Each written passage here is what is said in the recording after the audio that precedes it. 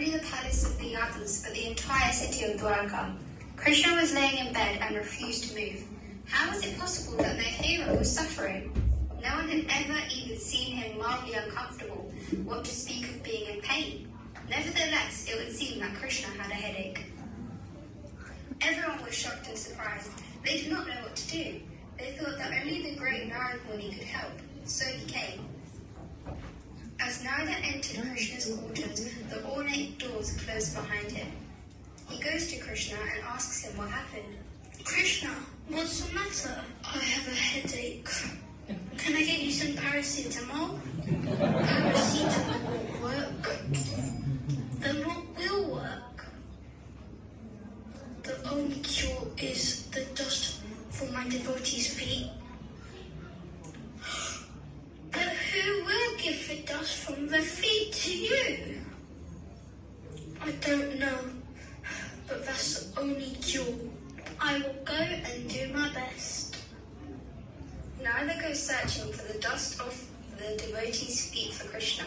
As he is walking along with his veena, he comes across the residents and thought to ask them.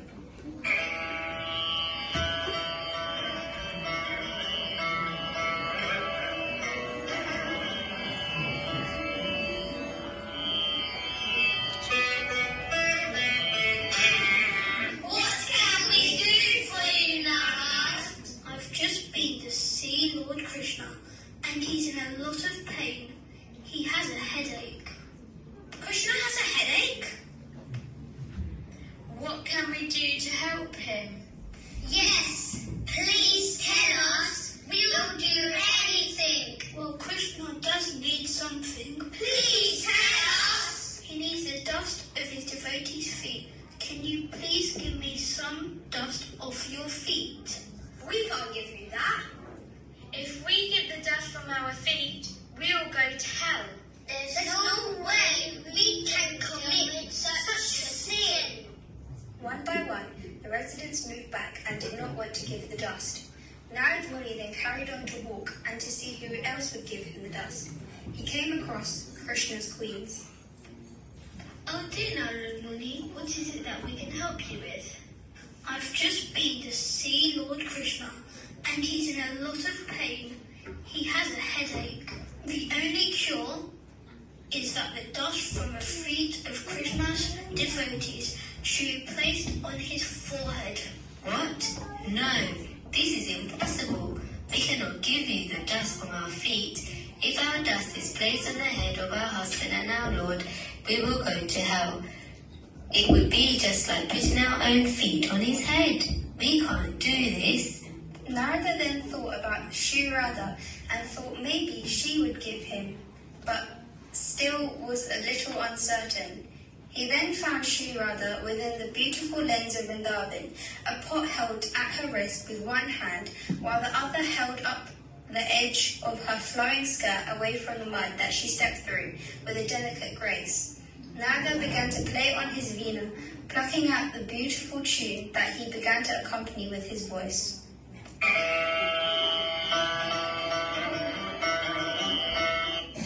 Narada recounted the story of Krishna's headache to Sri Radha with urgency, and with each sentence, the golden hue of her face became more and more pale. By the time Narada had finished telling her of Krishna's condition, she looked as though she might faint. There must be some cure. The only cure is that the dust from the feet of Krishna's devotees should be placed on his forehead. Is that all? Here, take this immediately. Sri Radha bent to the dust of Vrindavan, which had been made muddy by the recent rains, and dug her hand into a footprint that she left. Her reddish palms were tinged a rosy brown from the dust as she scraped a few handfuls into the pot that she was carrying. With a hopeful smile, she handed the pot to Narad Muni with both hands. Please take this oath sage and cure the headache of my beloved Krishna.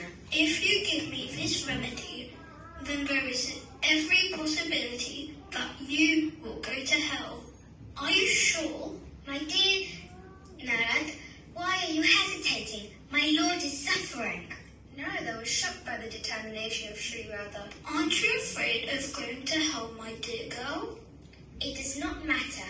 I would gladly dwell in hell as long as I know that the suffering of my Lord will disappear. Narada gladly took the pot back to Krishna. Placing the dust from Sri Radha's feet on his forehead, Krishna was immediately granted relief from his headache. This is the nature of the divine love of Radha and Krishna. It easily transcended anything and everything. Sri Radha did not have to be in the same room or even in the same city in order to love Krishna. It was simply her being. Not just part of her being, all of it. Her love was giving and asked for nothing in return. She would do whatever it took in order to make sure Krishna was happy. She never stopped to think about the conventions of society before she gave her dust to Krishna. Hare Krishna.